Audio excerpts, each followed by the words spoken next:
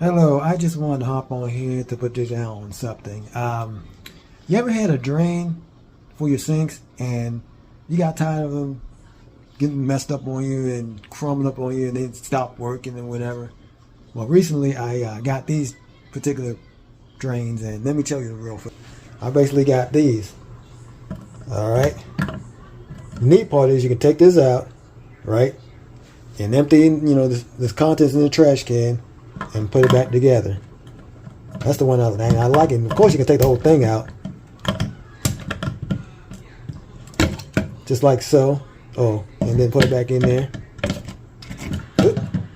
See, I made a mistake, but this comes on there.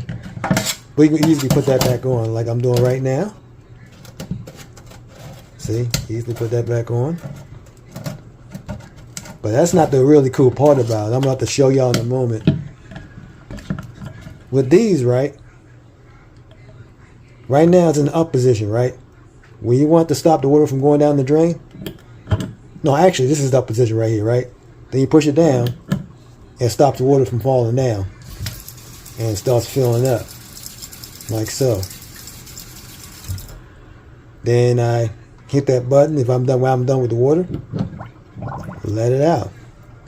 But I want y'all to show y'all something really cool. Check this out. I just got finished using this dishwater to clean all my dishes. So now I'm just going to let the water out. See, same drain. Oh, you can get two in a pack too if you want to. Alright, so now I'm going to let the water out by pushing the button.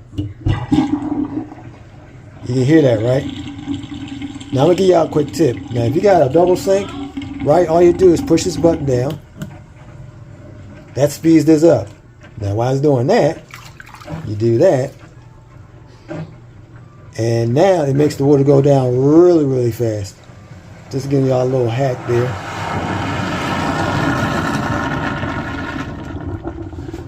And that's it.